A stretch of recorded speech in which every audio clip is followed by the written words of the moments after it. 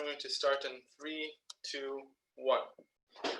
Look, we're talking about the biggest military threat to Israel that's happened in years, and we're the only ones that are actually preventing it because we're discussing the unique traits of having Kurdish boots on the ground helping Israel with this war. We just think that the responses that we heard are not sufficient with all the characterization that we give you about why this harm is so big.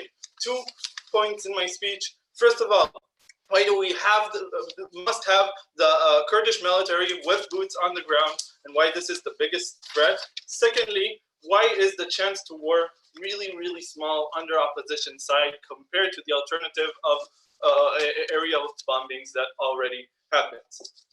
Let's start. Okay, look. Why do we need boots on the ground? When there is a military basis of Iran operating on the land of Syria, currently Israel attacks from the air.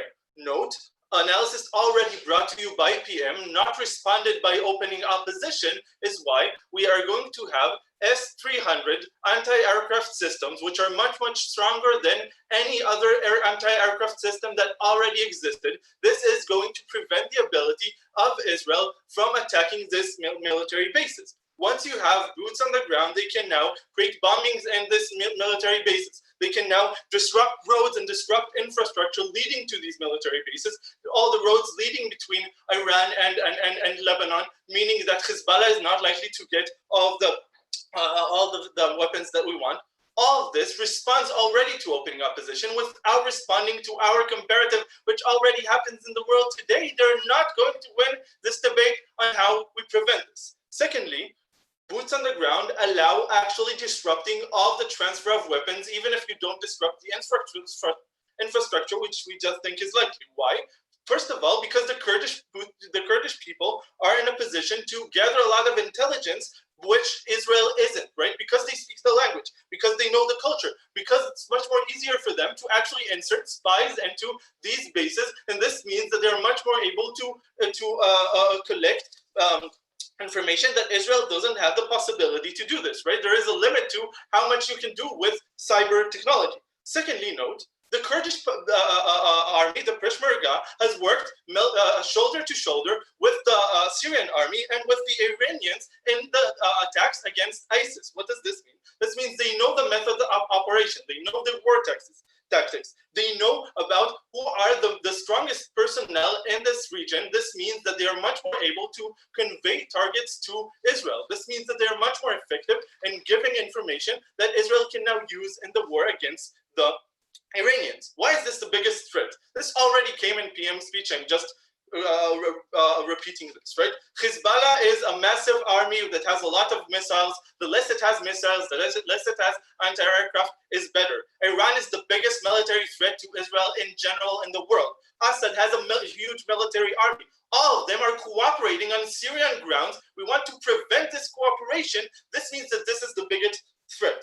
Note, even if opening opposition are correct, and to some extent, some war might happen. We believe this isn't the case, and I'm going to get into this. Note, once we don't prevent this alliance, we're talking about years and decades of wars that are not going to be preventable because Israel won't have the capabilities once it doesn't have military operations through air and it doesn't have the Kurdish to help. What does this mean? This means that having them on the ground is a really effective way to block the Shiite axis in Iran. Secondly, it helps Israel in ways that it can't gain information otherwise. Lastly, it's really efficient in gaining everything that it wants.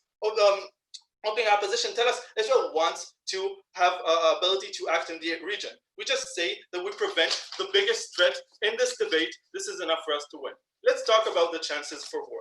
Why is it smaller? First of all, note that once the Peshmerga are acting, this just means that we have the Iranians and the Syrians now need to divide their forces between two different fronts. This means half the military power. This means half the support. This means now building bases in different regions of the country. This makes it much more harsher. Secondly, note, already today, Israel is defying the sovereignty of Syria in really more extreme measures, right? When we're talking about aerial support, there are not a lot of responses for this. There are only responses to the planes themselves, but there are no responses in the aftermath.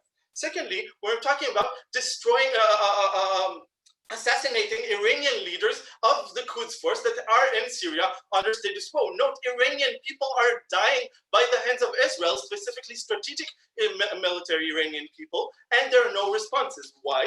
Because they are really afraid of a strong Israeli response. Note, the objective of Iran is to build their military force throughout time. They want to transfer as much weapons as possible to Hezbollah to be able to react. Currently, they are not able to react because Israel is stopping all of this. Once they have all these aerial anti-aircraft systems, they will be able to stop all of this. Secondly, plausible deniability just means that Israel can say that it's not the one that's operating and that the other countries have no excuse to attack.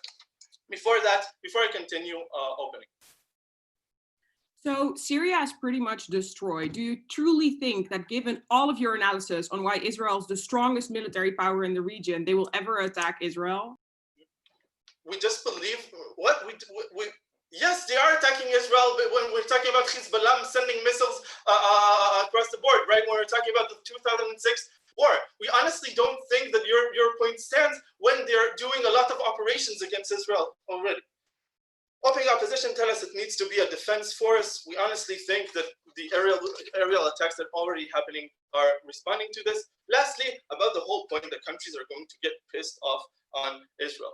First of all, comparatively less worse than actual Israeli attacks on the ground. Note, if you take down an Israeli plane, this actually leads to war. Secondly, if you only provide them with military power, this means that the Kurdish forces are going to operate in a smart way because this is how Israel is going to instruct them. They're not going to do stuff that's going to break the status quo. They're just going to disrupt all these forces to the extent that's beneficial for Israel.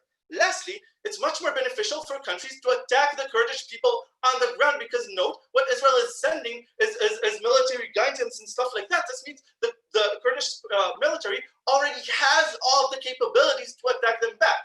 It's just much more beneficial. We're really happy to propose